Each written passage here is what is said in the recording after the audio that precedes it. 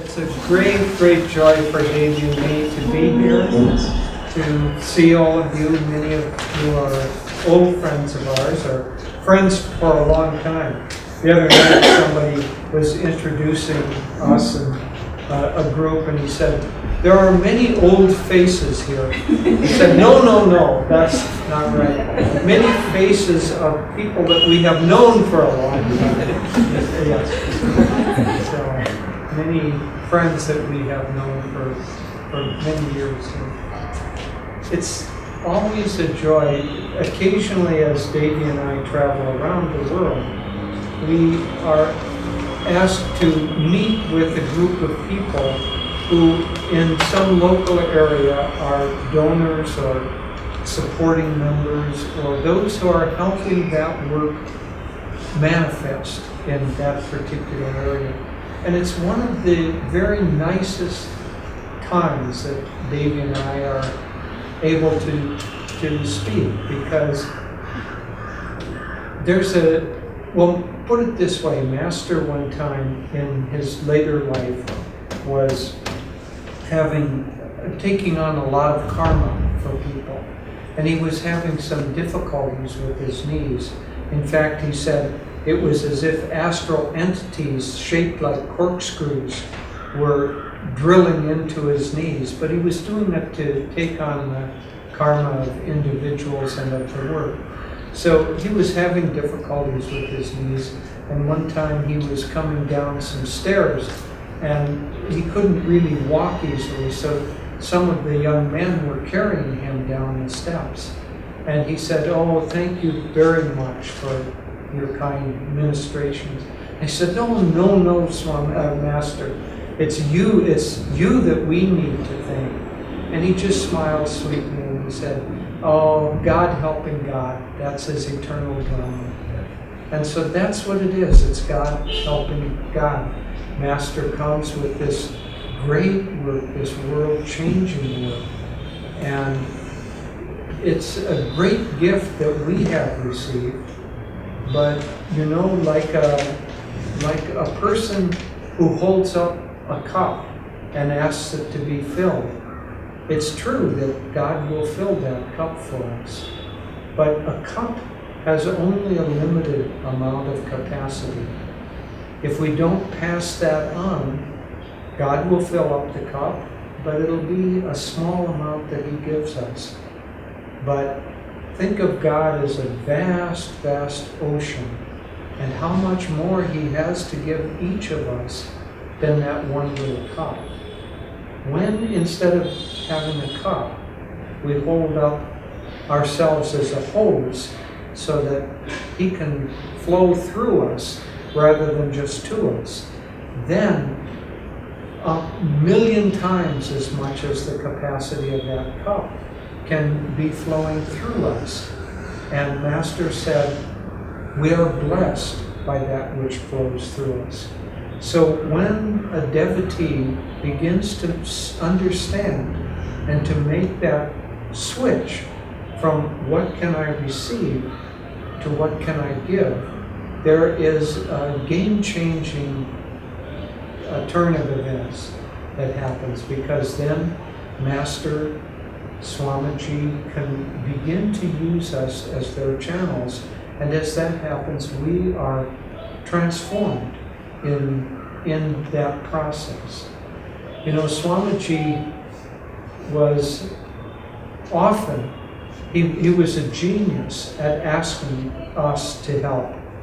And for a long time, it took us quite a long time to understand that he was asking that not for his benefit or the benefit of a project, but for our own benefit. But he never let on, because I think if he had started out saying, "Oh, I'm only asking you to do this because it will help you," we would have said, "Well, then it's not a very important thing to do, and I'll get around to it when I can."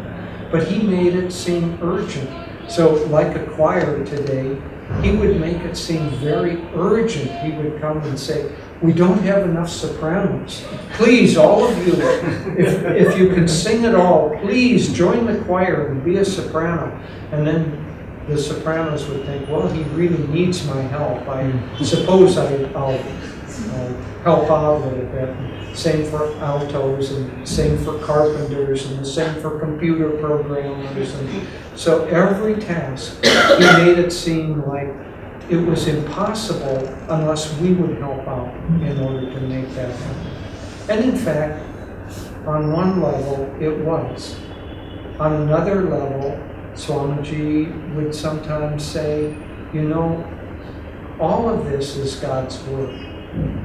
And if we don't find time to help out or willingness to help out, God's work will still go on. He'll just find other willing channels.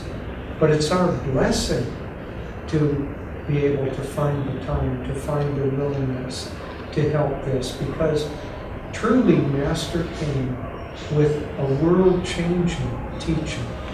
This teaching of Kriya Yoga, and not just Kriya Yoga as a technique. Kriya Yoga as a technique, yes, but meditation. Meditation, Kriya Yoga is just a technique of meditation, but the process of meditation, of turning one's heart and mind to God, and then receiving from God the intuitive guidance and the intuitive grace that will help our life move along in a proper way. That connection between us and God is a very, very precious gift. All of us who have embarked on the spiritual path, you know, sometimes we will say thank you to someone and they'll say, oh, please don't thank me, don't thank me. I have received so much more than what I've been able to give. And so it is, God helping God, the eternal drama. So as we understand how very valuable this mission that Master brought at the change of ages of Kali Yuga into Dwapara Yuga, those change of ages, to change the very nature of how we approach God in this age of energy. So these teachings that help us not only have the techniques and the meditation that helps that, but also living a lifestyle where instead of going to the church, the cathedral, as maybe we would have 100 years, 1,000 years ago, go to the cathedral and partake in a service, and then we go home, and the cathedral stays there, the spiritual aspect stays there, but we go back to our old mundane lives, and still that consciousness lingers. And so the real practice of Kriya Yoga cannot be done in your meditation room, and then you leave your meditation room and resume, quote, normal life. Normal life isn't normal. It's just what the mass consciousness is normal. But that's what Yoganandaji came in order to change, is to see that not only do we need to approach God in silence and in the meditation of our own individual sadhana, but we also then need to live those teachings, as one of his most advanced woman disciple said, your principles must be lived in the cold light of day. And so part of Ananda's work is to not only help understand how these principles can be lived in the home, in family life, in raising children, in business, in school, in every aspect of life, to bring God out of the meditation room and into the kitchen, into the living room, into the office. That's a part of what Master's teachings are. And we are deeply, deeply privileged to be able to be a part of that great mission. And so Swamiji would often thank us and often urge us to be a part of this. But as I said at the beginning, he would put it in such a way that we thought that we were the doer, that we were necessary. But gradually we came to understand that not only were we not ultimately necessary, but at a higher level, we're not the doer. It's God that's doing everything. And one of the things that these teachings will help us achieve is the understanding that we are not separate from God, that we don't have a separate existence. We're only an expression of God. I read a beautiful quote someone sent us, quote from Anandamoy Ma. Someone sent us recently. She said, if you think that you are doing and accomplishing anything, that is not correct, because God is accomplishing everything through you. And even if you think that you are doing sadhana, that too is not correct, because it is God who is doing the sadhana through you. And God is not a merchant, so we can't approach God and say, I have given you this much service, I have given you this much sadhana, I have given you these many kriyas, so please give me a reward for that. That is not correct. God is doing it all. And if we open ourselves, our choice really is only one, whether to turn our hearts toward God, to turn our hearts and our willingness toward God, or not. And if we do, then God will use us as His channels, and He will transform us in the process until we realize the goal of all life. We will realize that there is no separation, was never any separation, and never will be any separation between us and God. That all is one, all is unity, all is yoga. Hello everyone. I'll also share some thoughts. First, I want to thank you for driving us and Anjali for hosting us in your very nice home. And I also want to thank the pink lilies. We were told that usually they have one or two flowers, but for us they have now all these flowers. They're showering us with their beauty.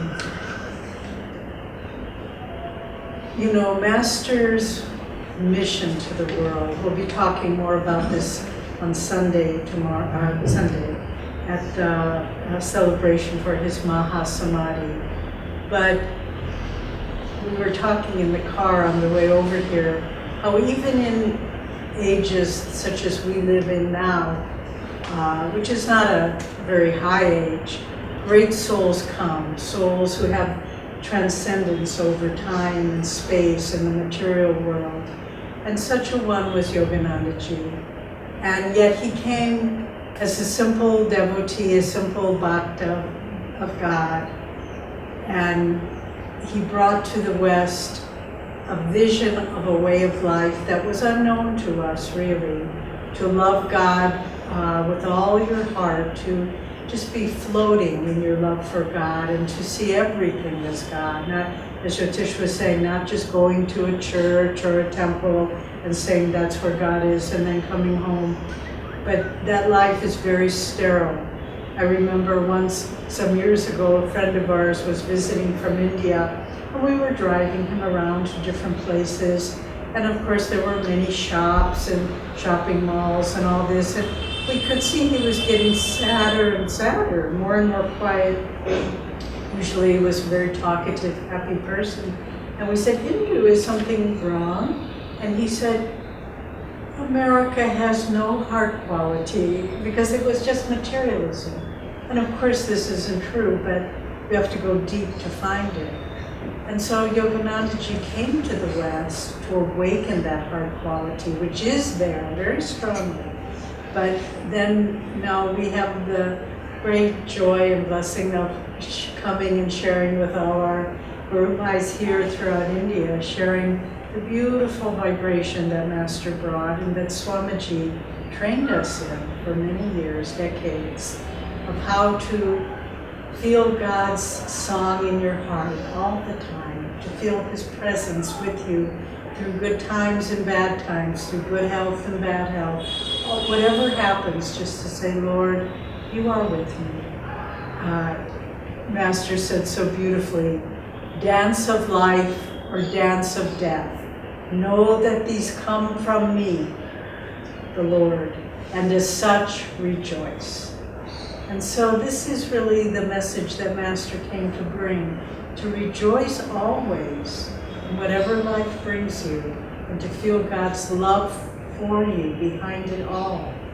And so here in Bangalore, you're very fortunate to have this nice Sangha, the people that are committed to it, who are serving here, who are helping to get the message out and helping to share their homes with others. And it's wonderful that all of you are supporting it through your service, through other ways of supporting. And this is very pleasing to God.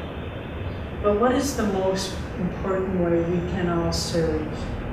That's to go deeper in our own spiritual life. Swamiji has said that on the spiritual path, you are either moving forward or moving backward. There's no standing in place. And so each of us have to always be looking within and saying, Lord, am I making the best effort that I am capable of? In spite of all, we can say, oh, I have this responsibility and that pressure and so forth. But every day to find the time to make that deep connection with God, and then to carry that presence with you throughout the day. That's really Ananda's work, to support people in that effort. And so for our work here in Bangalore, I think it's important that each of us find the way to say, I am responsible. I am responsible for keeping Yoganandaji Gurudeva's vibration in my heart. And if we each do that, it forms really a center of light. Swamiji wrote a beautiful book called Cities of Light. I don't know if it's published in India or not, but it's really a poetic expression of living in every aspect of life, education and family life and marriage and work and everything, with the consciousness of light. And we're really living in a time, the age we live in is a time of great transition. And it's, Haridas and Roma were our dear friends of many years. They come and they can train you, they can teach you, they can befriend you, they can help guide you and give you counsel and advice. But it's really up to each of you, each of us, to say, I will take Yoganandaji Gurudeva, I will take what you have given us, and I will go deeper. Every day, Master said, it's quite a challenge, but he said, make every day's meditation deeper than the last. And if we can have that goal, and know, as Jyotish was saying, who really is meditating? God is meditating through us. And there's some beautiful lines in Master's mystical poem, Samadhi, where he says, by deeper, longer, thirsty, Guru-given meditation comes this celestial samadhi. So we need to understand even the power to think of God is a gift from God. Even the power to want to love God is a gift from God. And if we can begin to understand that, it really becomes much easier. Because we think, I don't have to rev up the devotion and the energy. You just say, God, give me your devotion. There's a beautiful chant that I believe it's in Bengali, that Master, when he was in the West, would love to chant. And when you listen to some of his recordings, he sings it, chants it, and he also translates it.